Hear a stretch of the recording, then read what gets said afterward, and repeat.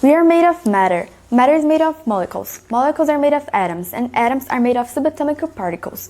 But why does our type of matter needs to be the only one?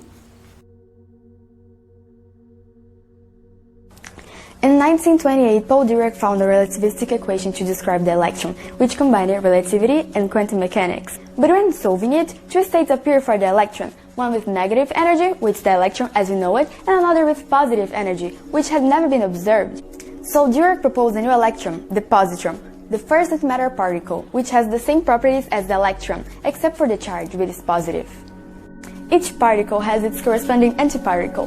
The electron has the positron, the proton has the antiproton, and the photon, which is a particle of light, has the photon itself.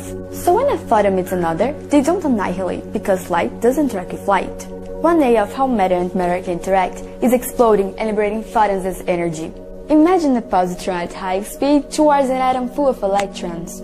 One possibility is the positron annihilate itself with the electron and release energy. Or taking from a positronium, a kind of atom where the electron and the positron are with the same center, until a few nanoseconds later, the total stability breaks and they annihilate.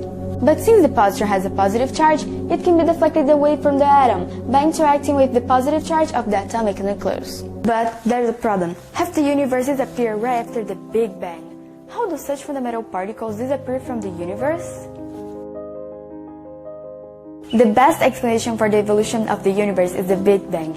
In the beginning, when everything was very hot, the energy was converted into new particles all the time, which generated protons and neutrons. Then these protons joined the electrons and formed hydrogen atoms, which must also have happened with positrons and antiprotons, forming antihydrogen atoms.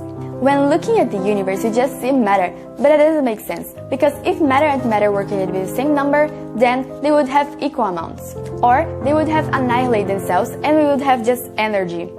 But what if you're limiting our galaxy when there may be regions of the universe made of antimatter? These regions would be so separated from those of matter that annihilation wouldn't be possible.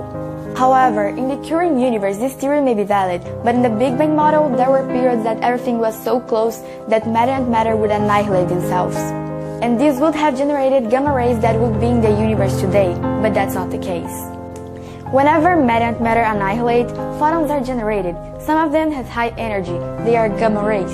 Therefore, this is the main evidence to look for to detect antimatter. But the current amounts of gamma rays in the universe are so low that we practically conclude that the universe is mainly matter. So what's happened to the universe antimatter?